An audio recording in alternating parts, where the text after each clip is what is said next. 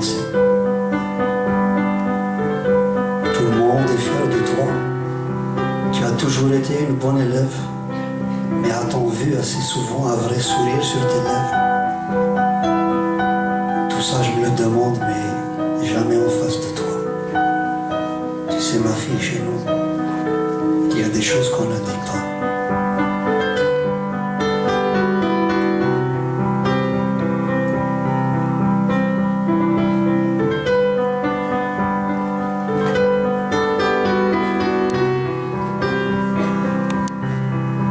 Et si on décidait que tous les bien-pensants se taisent, si pour un temps on oubliait ces convenances qui nous pèsent, si pour une fois tu avais le droit de faire ce que tu veux, si pour une fois tu allais danser en lâchant tes cheveux, je veux que tu cries et que tu chantes à la face du monde, je veux que tu laisses s'épanouir tous ces désirs qui t'inondent.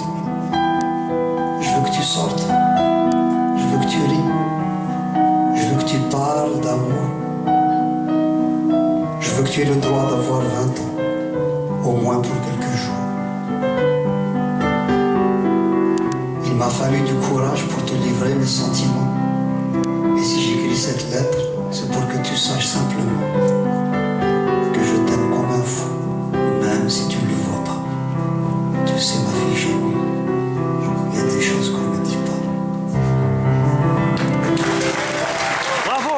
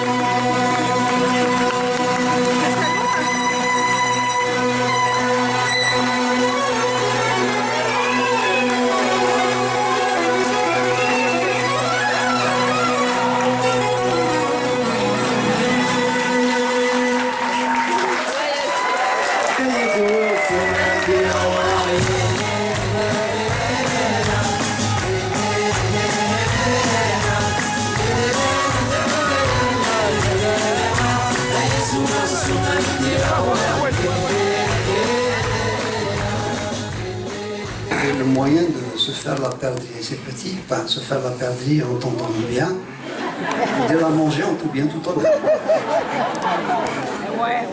Mais il avait peur que les oiseaux du village le sachent, d'autant plus qu'il était sénateur maire de la ville.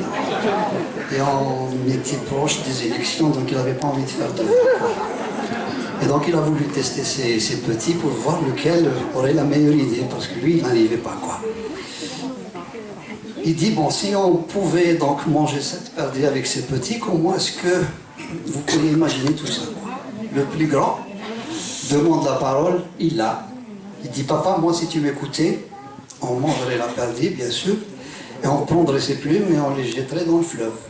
Le papa réfléchit un instant, il dit, ça pourrait être une bonne idée, mais imagine que les pêcheurs remontent le cours du fleuve et tu ne vois pas qu'ils nous ramènent dans leur filet les plumes de la perdrix. On va se dire que le faucon a mangé sa voisine. D'abord, c'est une chose qui ne se fait pas publiquement, et puis en plus, en ces moments d'élection, il ne faut pas espérer être réélu, quoi. Celui du milieu, c'est le cadet, c'est ça. Le cadet demande la parole, il l'a. Papa, si ça ne tenait qu'à moi, on mangerait bien sûr la perdrix, c'est petit, on prendrait les plumes et puis on va les enterrer sous terre, comme ça on va les enfouir.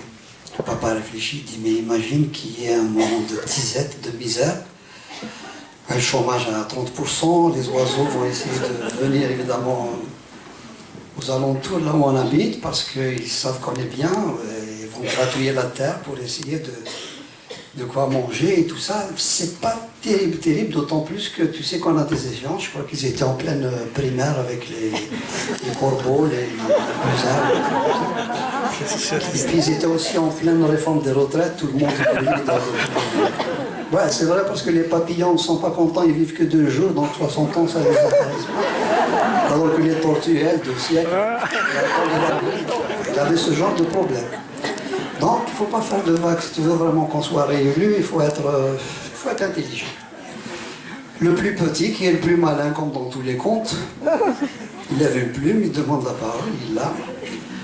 Il dit, papa, moi, c'est pas pour rien que je suis dans le parti radical. Tu veux qu'on se fasse la perdrix, on commence d'abord par bouffer les plumes, et puis on se la fait tranquille.